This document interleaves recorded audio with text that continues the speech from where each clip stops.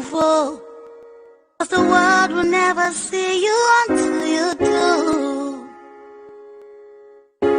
They don't really care, see they do you, oh. So make you show them, baby. Oh yeah, show them the real you. Oh yeah, show them what you get. No, no, no, don't let them say what's not why you strong, oh. You can't bring no. You want more than 1,000 reasons why. You don't need to perfect, baby. 'Cause nobody perfect, darling. No, no, no, there's nobody in the world will be like you.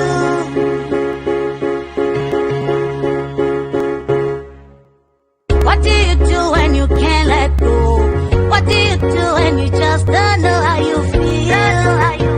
And you know, say nobody feel your pain. Everybody running for race, not day by day with a struggle. For this world, you know you must do hustle. Just know that you're not alone. I'll bet it no need for you to the form and to need your trial. You see, it's okay to ask for help. People go find you, but them not define you. And you'll find people who go help redesign you. People go find you, but them not define you. And you go find people who go help redesign you. See, you are a work of art, but you didn't think you'd come this far. Now here you are. Oh, you strong, oh. You get brain, oh. See, you want beyond 1,000 reasons why. Oh, you don't need to perfect, baby. 'Cause nobody perfect, darling. No, no, no, there's nobody in the world will be like you.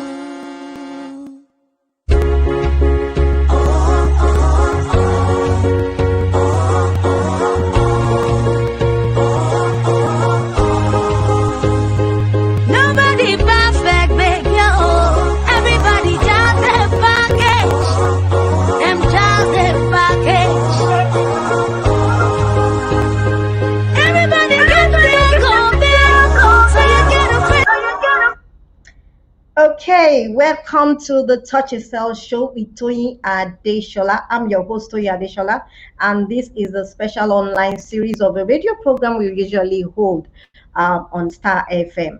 And today we're going to be discussing a very important topic. But before then, let me tell you a bit about this program. This show, it's about creating awareness about sickle cell and also other issues surrounding sickle cell. But today we're going to be delving into a different area in terms of this show is usually supported by the public affairs section of the US Consulate. So we'll be having a special guest, the public relations officer, deputy public relations officer of the public affairs section, Jennifer Foltz. I hope I got that name right. So I'll be bringing her on, and remember, if you have questions, don't forget to post at the comment box. But stick your questions to the topic at hand, and that is the impact of the U.S. Consulate in for NGOs in the sector in Nigeria. So let me bring on our special guest, and she'll tell us more about herself. Hi, Jennifer. Hi, I hope you can hear me. I can hear you perfectly. I'm very well, thank you. Great to have you here. Yeah, it's great to be here. Yeah. So tell us a bit about yourself and the work you do with the public affairs section. Okay, so as you said, I'm the Deputy Public Affairs Officer at the US Consulate in Lagos. And I started that job in July of 2019. And unfortunately, I had to come back to the United States due to the pandemic. So I'm here in Washington, D.C. right now, but we're hoping to come back soon because I really miss Lagos and Nigeria. In our section, like you mentioned, I work in the public affairs section at the U.S. Consulate. And we do many different things. For example, we manage exchange programs where we send Nigerians to the United States and bring Americans to Nigeria. I'm sure you've heard of programs like Fulbright and the Mandela Washington Fellowship. What we're here to talk about today is one thing we do is we do offer a small grants program to local non-governmental organizations. And I know we'll get into that a little bit further. Yeah. We also work really closely with the media. That's something we do. We not only offer journalists and media organizations trainings, but we arrange for interviews for US government officials so that they can share the work that we're doing in Nigeria.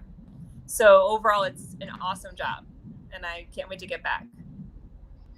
Great, great. So how basically has the US Consulate helped NGOs back social change in Nigeria? Because I know we talk about the small grants and other things. How have they, through the small grants, helped NGOs in Nigeria?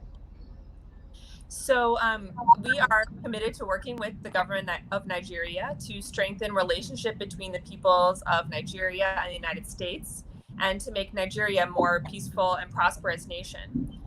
So part of that, of course, means that we engage with non-governmental organizations, or NGOs, because they're advocates and supporters of a lot of things we're working towards. For example, advancing education, supporting girls and women, promoting peace and security, strengthening the healthcare system, protecting the environment, promoting economic development. And like you're doing in your organization, NGOs can serve as a voice for marginalized populations. They can fill gaps in services. Yeah. So as an example, another NGO we partnered with recently called Project Enable, we supported them to hold an inclusion hackathon. And being there and seeing in person and talking to the beneficiaries of their work, it's clear to see that NGOs can make a real impact. For example, they are giving ICT training to people in the disabled community and making sure that they go on to get internships and jobs. So it's real change for people that really need it. So we are really, really proud of the work that our NGO partners like you have done. And we do recognize that it's not always easy for NGOs, not just in Nigeria, but all over the world. You have to secure funding, you have to find volunteers, a space to work. You have to persevere in the face of many challenges. So to you and all the other NGOs that are doing awesome work on the front lines, making real positive changes, kudos and keep up the good work. Yeah. So in terms of advocacy, I know there are different perspective to NGO, but as it relates to advocacy, what do you think is the general observation of how the consulate has helped NGOs in that area?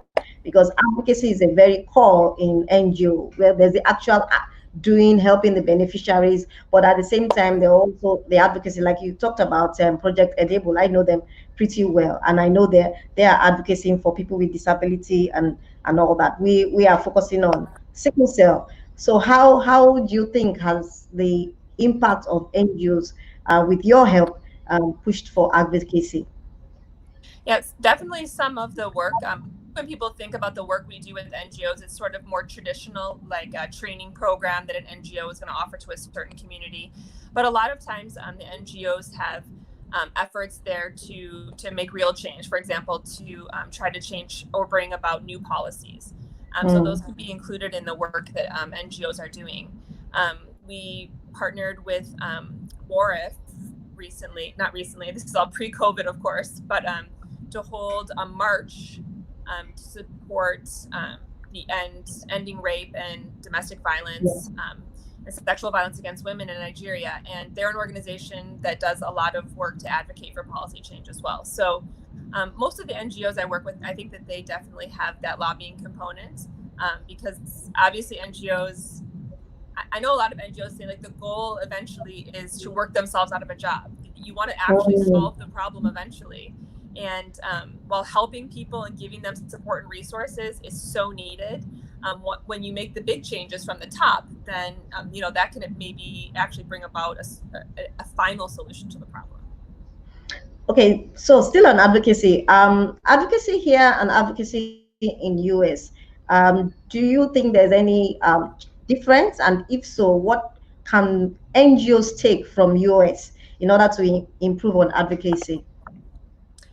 I think that's a very timely question actually right now, with all the protests we're seeing in the United States about the issues with police and racial inequality. And we've seen actually that spawn or inspire a lot of protests around the world. Not all for the exact same reasons, some for the same reasons, but a lot to address issues of inequality. So I think that actually, I mean, the United States is always growing and learning, and so are other countries. So I think actually we learn from each other. That's a big reason we do exchange programs, because, and we have some on like NGO management, for example, because we know that not only when foreigners come to the United States on those programs, are they going to learn something from the US, but even more importantly too, is that the agencies and the groups they're associating with in the United States learn so much from them too. So I think it's a back and forth. Okay. Are there a exchange program? I remember you talked about is it fellowship? All right. Are there exchange programs that help people who want to improve on advocacy, to maybe do exchange programs with the US and stuff like that? Are there programs like that? Oh, there are. There are exchange programs that cover pretty much every topic you can imagine. So yes, and they change, you know, they vary from year to year. Some remain the same, some change. But yes, there are programs where, for example, Nigerians can go to the US and learn how to do any of those things you mentioned. But yes, advocacy is definitely a topic. Okay, could you give us a bit of knowledge of a couple of them? I know there's a time you had, I don't know, not sure if he's still around, but you had Mandela Washington Fellowship, stuff like that. So could you give us a tip on a couple of them that people might be interested in? Okay, I want to get into this and improve my advocacy skills and other skills like that. Yeah, I think the Mandela Washington Fellowship is a great example, because that's for like up and coming young change makers and young professionals. And so I think that's a good time to instill in people this idea of advocacy and promote, working towards positive change, because then they've now got their whole life ahead of them to keep doing that good work. Of course, you know that during the pandemic, things have changed. Yeah. So this year, for the first time, we've had to postpone. So we selected our 2020 Mandela Washington Fellows, but they won't be going to the US until 2021 when it's safe. So I think that's definitely a program that that Nigerians can look into. Of course, all that information is on our website, and so they should definitely check that out. That's a great program. Okay, all right. How do you think the US Consulate can help NGOs influence policies, as enhancing the SDG goals? Like for us, it's SDG goals 3, and you have healthcare, you have human rights. So how does the US Consulate help NGOs influence such policies? So, like I mentioned, we support NGOs and other organizations. So not just NGOs, but other organizations that do things like promoting democracy, that promote unity and stability. So all different sorts of topics. So I was talking about the public affairs section right now. And so specifically for us, we have the small grants program, and I can get into more details about that right now. Okay. So if you're interested in that program, you can go to our website. So you can Google US Mission Nigeria, and that includes both the embassy in Abuja and the consulate in Lagos. And then you click on education and culture, and then you click on public diplomacy grants. And that is very well laid out. It tells you all the areas that we are accepting proposals in. Specifically, there's democracy, economic growth, English language, and some others. So you have to check that and make sure that your proposal falls under one of those categories. It also tells you things that are not allowable. It gives you the templates. Everything is there. So you can turn in those, anytime. And then we have a committee that reviews those, and we'll get back to you. So, yes. Do you have, when people come for this grant, do you have specific criteria that you look for, or just any NGO that just want to start something? That's a good question. I think that we're looking, I have to double check. I think that we're looking for NGOs that do have some, we don't want someone just to create an NGO and then the next day apply for a grant. So it says here, so the eligibility information is on our website, and we are looking for organizations that have at least 2 years of experience. So I think that gives people time to, to gain experience before they're ready to take on a grant. So we do offer grants from anywhere from $5,000 to $50,000. So we want to make sure that people, are prepared to take on a grant of that size. Yeah. Okay. All right. So going back to the NGO policies, has there, compared to when, I know you just started, but compared to when the last few years of helping NGOs impact the environment, have you seen any defined improvement in social change in Nigeria? I say, over the time period that I've been there, so just to start to say that, NGOs are so important because there are problems that countries are facing that are just too complex, even for the most, the most powerful countries in the world. They still have problems that are very complex and difficult to deal with. And, NGOs are crucial for coming in there and supporting and to helping figure out these problems, better healthcare, protection of the environment, humanitarian relief. That's a big thing that NGOs can fill in the gap when that's a very difficult thing to do, or protecting basic civil rights.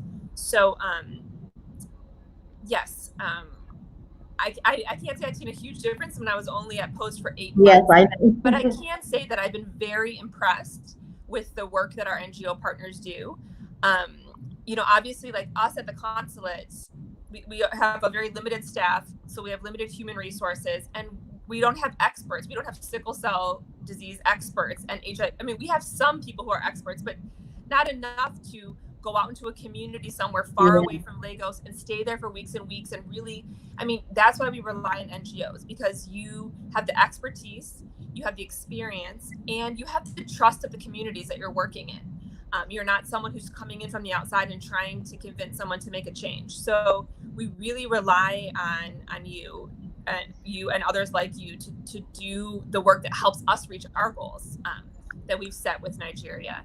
So, and I've really been impressed during the pandemic to see how creative people have been and how brave they've been to still do work in like new and creative ways. So they're still helping people and making sure that people aren't slipping through the cracks during this difficult time.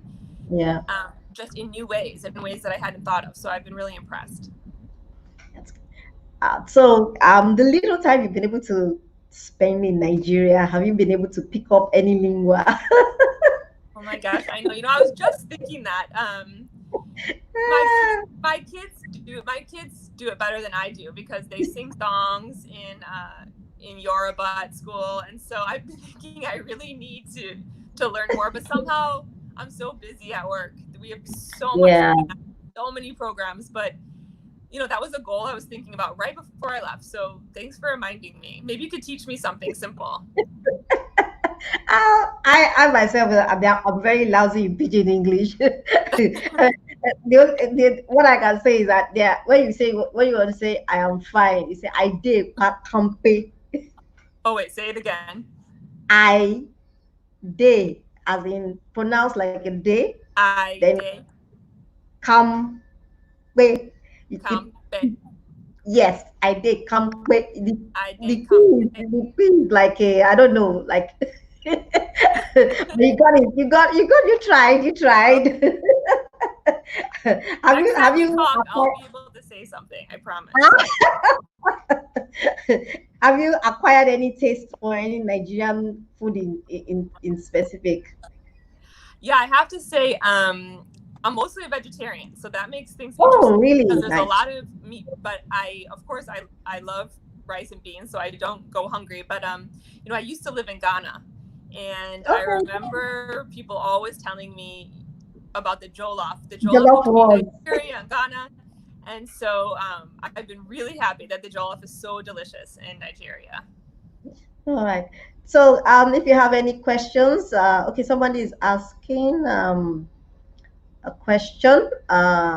Yes. It says, apart from grants and funding, are there other ways that PASS support NGOs in Nigeria? Okay. Yeah, definitely. So yes, sometimes it doesn't have to be financial. So, for example, we have American spaces that are located throughout throughout the whole country, but the ones that we manage are in southern Nigeria. And those are public spaces where people can access the internet and other resources. There's speakers that come in and training programs. So, if you're a local NGO and you're interested in a space, you can definitely reach out to the American space nearest you and talk to them about that, or other ways that you can partner with them. Maybe have a speaker.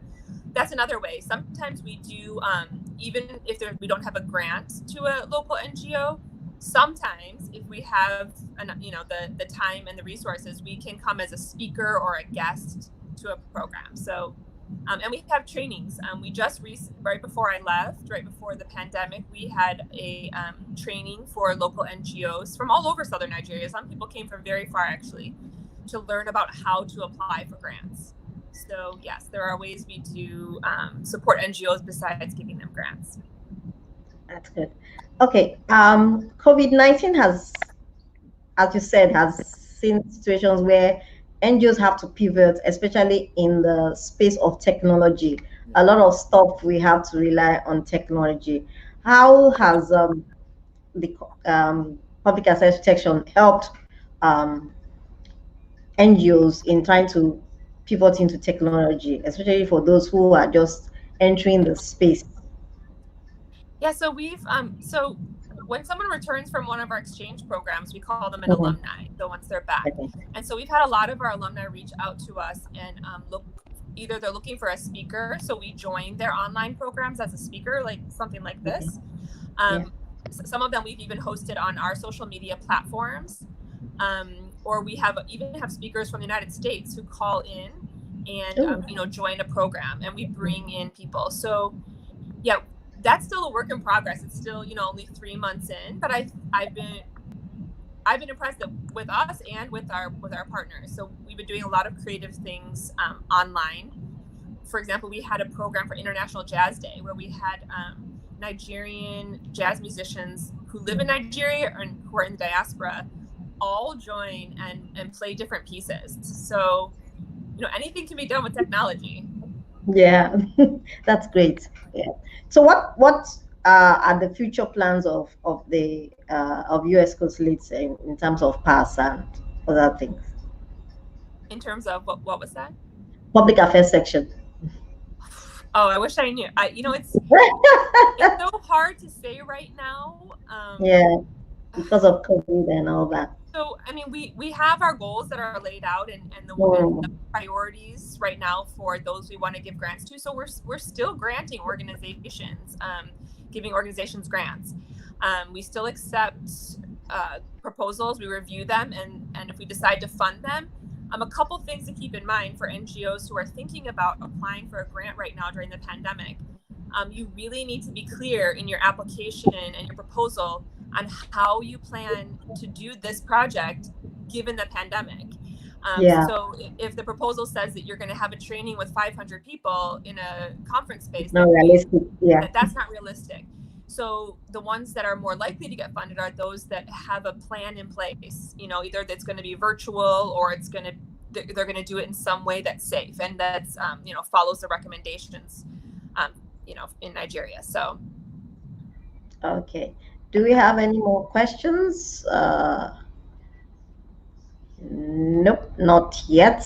But if you have any questions, please don't forget to put it on the comment box on our Facebook page at SAMIUPDATE, or if you're watching on YouTube, SAMIUPDATE TV. All right. So hold on, yes.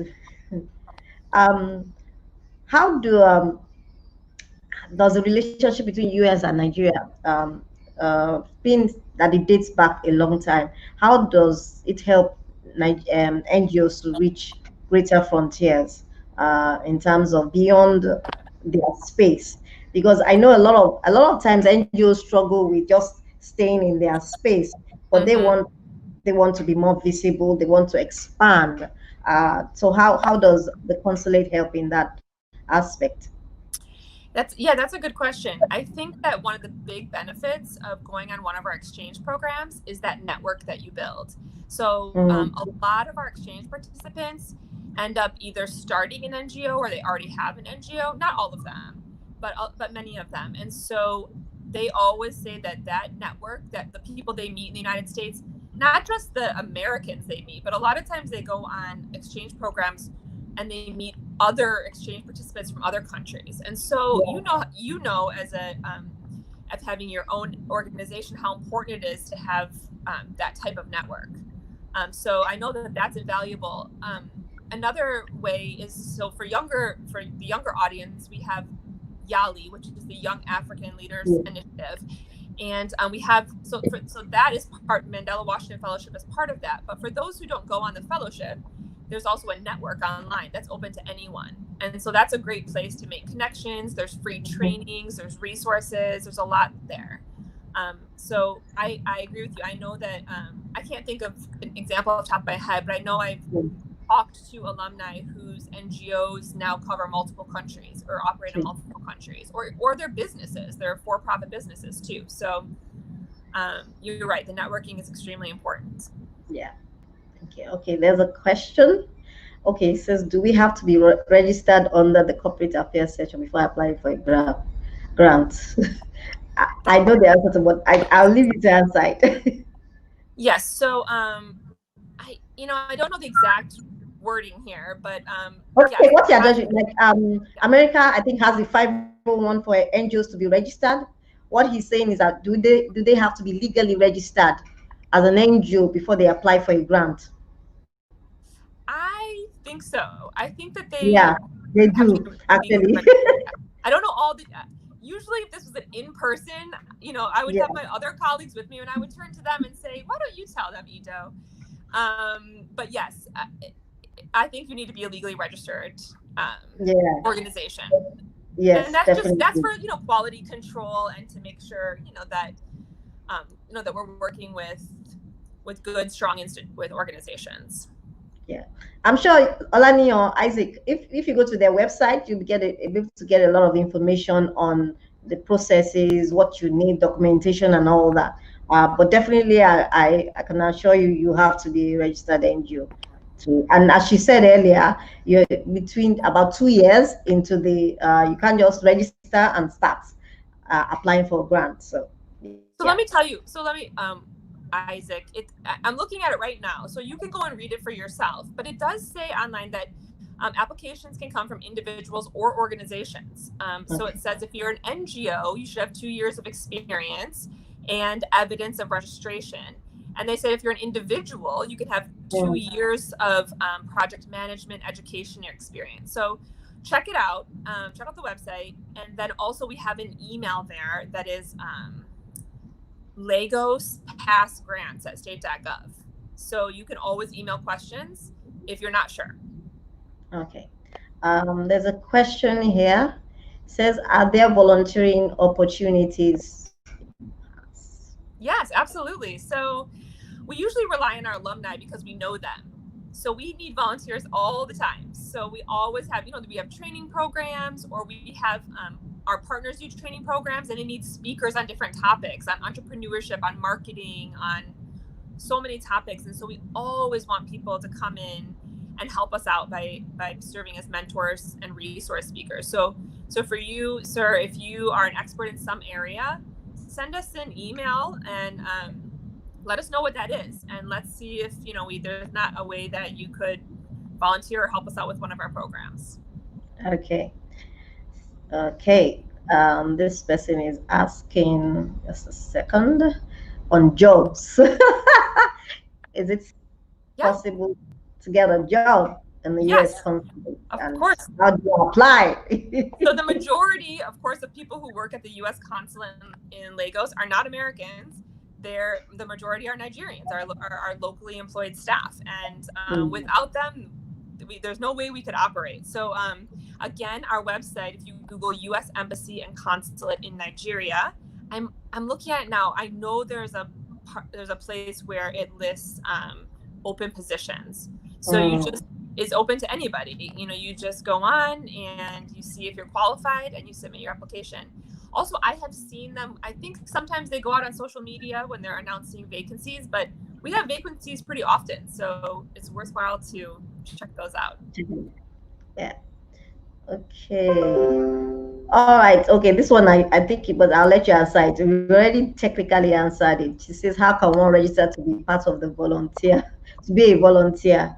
I think I do. Yes. So I'm trying to think of the best person to email, but maybe it's still the best email is the Lagos past grants at state.gov. Exactly. Tell us who you are and what type of volunteer experience you're looking for, and maybe we don't have something tomorrow for you to be part of, but if we can keep you in mind and something comes up where we need a speaker or a resource person and you fit the bill, then that could work out. Okay. So one question, does PASS offer training? Do you offer training smaller NGOs that are just starting up? So I know that we've had programs in the past where we've given grants to NGOs that are training other NGOs. I don't know if we have any that are currently ongoing, but those are usually pretty localized. They're not nationwide. I know that we have had some online programs that were streamed live on Facebook that were talking about NGO management. So we could probably provide the link to that one. It wasn't on our page, but it was on one of our alumni's pages. And then we do offer grant training, how to successfully apply for a grant for organizations too. But again, these are ad hoc. They're not they're not regular and very specific. So you kind of have to just pay attention to our social media and our website to see when those things are offered. Okay. I think I've done all the questions. Okay, so back to this small grant. Just a bit of information for people out there. It comes out how many times a year? Well, it's always there. It's always available. Someone can send it in. But sometimes we do specific calls for proposals, and those will have a deadline. But it is always online, so people do send them in periodically. Okay. All right. Thank you so much. It's been great having you on the show. I don't think we have any more questions. No, we don't have. I've dealt with all the questions from our audience, and it's been nice. I hope you're back in Lagos soon. Hopefully, this pandemic will be all over, and we'll be able to get back to a bit of structure. That would be because nice. right now things are uncertain, but thank you so much for what you all do at PASS and helping us to fulfill and help our beneficiaries in whatever way we can, and to pass out that information. All right, guys, we've been talking to Jennifer Foltz, the Deputy Public Affairs Officer of the US Consulate. It's been nice talking to her, and this is the TAC SHOw, and is a production of Sickle Cell Advocacy and Management Initiative, and supported, of course, by the Public Affairs section of the US Consulate. And next week is another day, and by July we'll be back to the radio program. For those of us who have been meeting us, when are you coming back? When are you coming back? By next month, we'll be starting live on the radio show, but this online editions will continue after the physical radio show. And so keep your comments coming and keep your ideas coming. Thank you for being on the show. Thank you so much. Keep up the good work. Thank you very much. It's great having you. All right, guys, see you next week, and have a lovely, lovely, lovely rest of your week. And remember, to our warriors, keep warm and stay safe.